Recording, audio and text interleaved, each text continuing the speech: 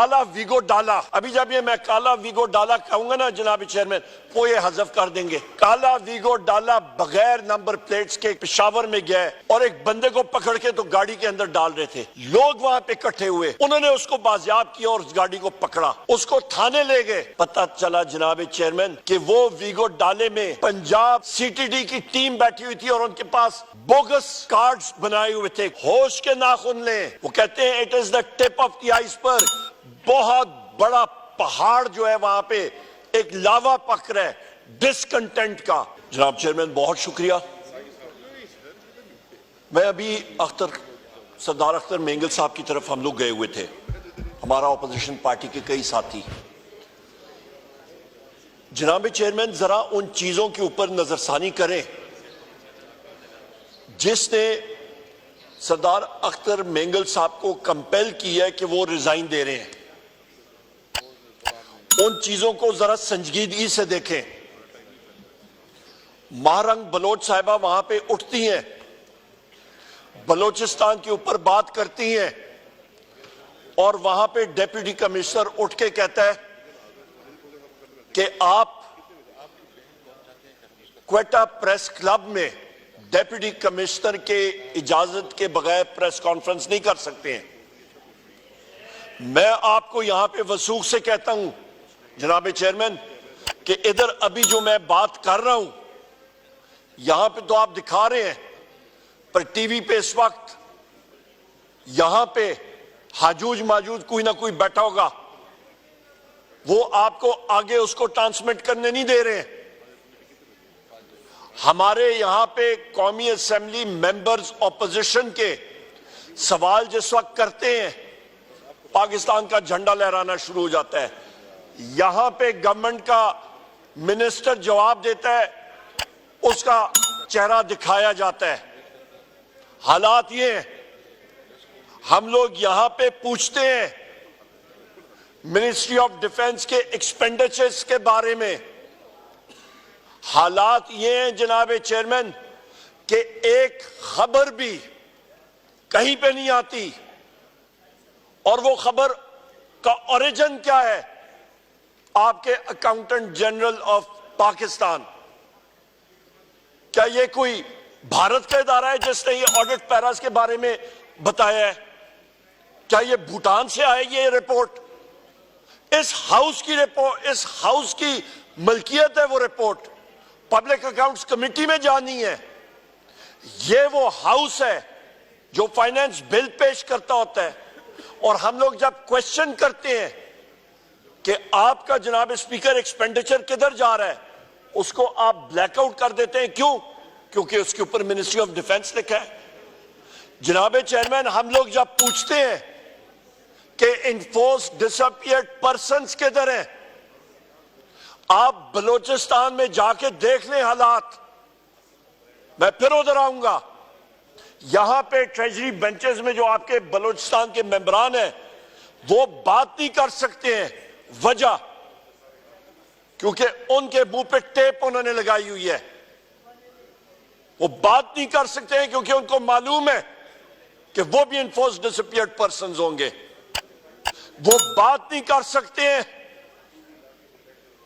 क्योंकि उनको धमकियां दी गई हैं। यहां पे हालात आप देखें, बलोचिस्तान में फैक्ट फाइंडिंग मिशन यहां से जाए और देखे हालात क्या हैं। आपका chief minister Balochistan red zone से बाहर जा नहीं सकता। आपके बलोचिस्तान गवर्नमेंट के वुज़रा रेड जोन से आगे अपने हलकों में लोगों के साथ बात नहीं कर सकते हैं। बलोच के नौजवान बलोचिस्तान में पख्तून यूथ, वो उनकी बात सुनना नहीं चाहते हैं। कहते हैं जी ये कॉम्प्रोमाइज लोग हैं। ये हालात हैं बलोचिस्तान में, और उनकी रंजिशें बिल्कुल 100% दुरुस्त हैं जनाब चेयरमैन।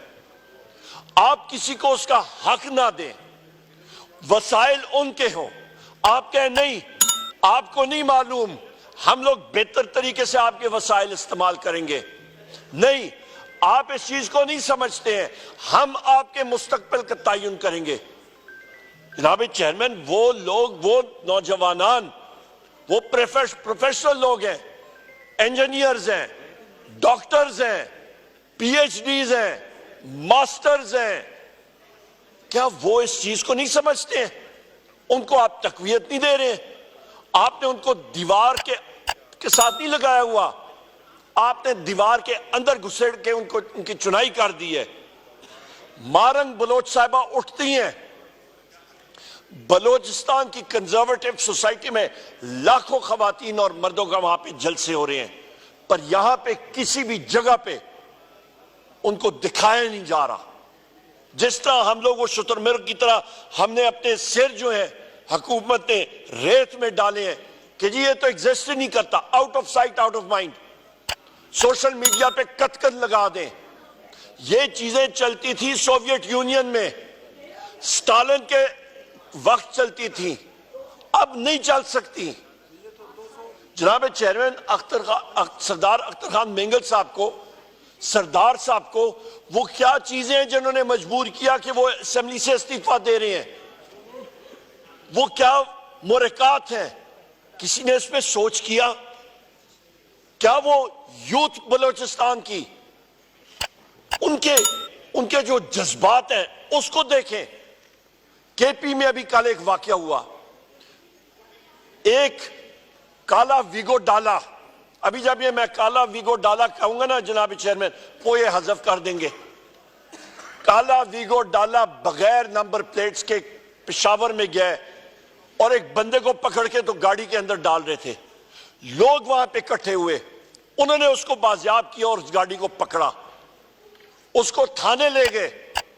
पता चला जनाब चेयरमैन कि वो वीगो डाले में पंजाब सीटीडी की टीम बैठी हुई थी और उनके पास बोगस कार्ड्स बनाए हुए थे, किसी एक कंपनी के, किसी और कंपनी के, सीटीडी के, अपना ये टेलीनॉर कंपनी, ये मोबाइल कंपनियों के, अपनी भेस शनाख्त चेंज करके। कहां पेशावर, कहां सीटीडी पंजाब? गैर आईनी गैर कानूनी ऑपरेशन आप दूसरे प्रोविंस में कर रहे हैं।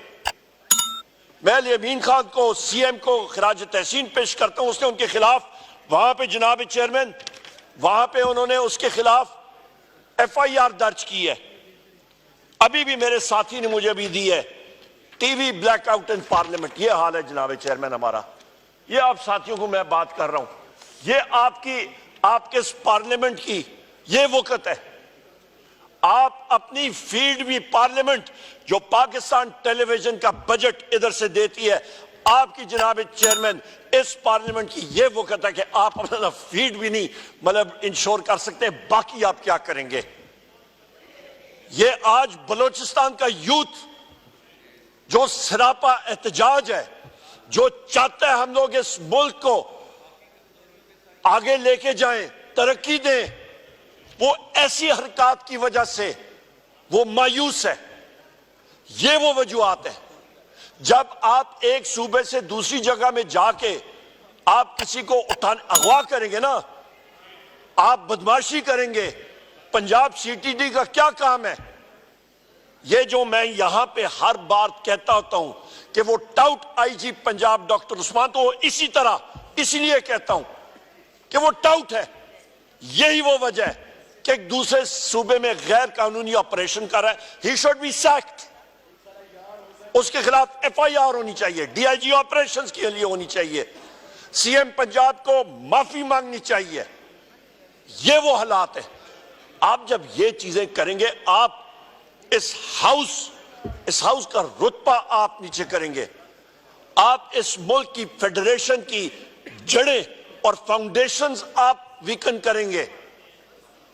जनाब चेयरमैन, खुदारा होश के नाखून लें, एक स्पेशल कमेटी बनाए, एक टीम बनाए, इस हाउस के दोनों अतराफ से जाके बलोचिस्तान में वो लोगों के पास जाके बैठे, मिसिंग पर्संस के बारे में, enforce disappeared persons, Marang Bloch साहिबा का और बाकी साथियों का, आपका सरदार अख्तर मेंगल साहब का, अचकजई साहब का, बलोचिस्तान में हमारे बाकी साथियों का और क्या रंजिश है?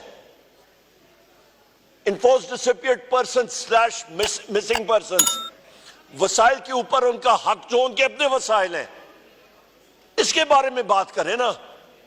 इसके बारे में आप कर बात नहीं रहे। फेडरल गवर्नमेंट कहती है नहीं जी हमने बात नहीं करना, तो फेडरेशन कैसे चलेगी? मुल्क की इकाई कैसी चलेगी? इकोनॉमी का तो आपने बेड़ा गर्क करके रख दिया, उसको तो जमींदोज कर दिया।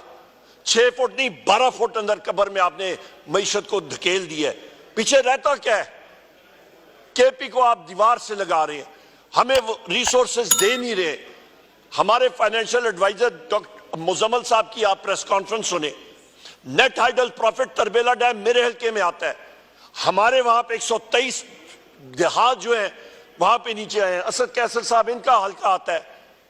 नेट हाइडल प्रॉफिट हमारे जो प्रोसीड जो हमारा हक है उस पे, हमारे गांव है उसके नीचे आए हैं, उसकी रॉयल्टी के ऊपर प्रोसीड्स के ऊपर हमारा हक है, वो हमें नहीं दिया जा रहा। हमारे बाकी ड्यूज है प्रोविंस के, वो टाइमली नहीं दिए जा रहे। तो फिर होगा क्या? फेडरेशन कैसे चलेगी? जनाब चेयरमैन, ये बहुत सीरियस इश्यूज है मुल्क के, इन पे नजरसानी हुकूमत या नहीं करेगी दुरुस्त के फॉर्म 47 गवर्नमेंट पर, यही तो अलमिया है। ये डायरेक्शन और डिक्टेशन कहीं और से ले रही है, इनके हाथ में तो कुछ नहीं। ये तो अपना नायब कासर बदलने तो बहुत बड़ी बात है। जनाब चेयरमैन, मैं आखिर में फिर कहूंगा, मैं इस हाउस के तवस्सुत से पूरे पाकिस्तान को, इस वजीर आजम को खुदारा होश के नाखून लें। ये PMLN वालों को, पीपल्स पार्टी को, ये MQM को, सारों को होश के नाखून लें। यहां पे जो हालात बन रहे हैं, आपका एक ऑनरेबल मेंबर पार्लियामेंट सरदार अख्तर मेंगल साहब जो जिस वजह से रेजिग्नेशन दे रहे हैं, उसको लाइटली ना लें। वो कहते हैं it is the tip of the iceberg. बहुत बड़ा पहाड़ जो है वहां पे एक लावा पक रहा है डिसकंटेंट का। वो मुल्क के वो हमसे ज्यादा मुहिब्बे वतन लोग हैं, किसी को इख्तियार नहीं है कि वो रेगुलेटरी अथॉरिटी है जो कि मुल्क की आपकी मुहिब्बे वतनी का सर्टिफिकेट कोई जारी करे। सारे पाकिस्तानी मुहिब्बे वतन है, किसी के पास ये अथॉरिटी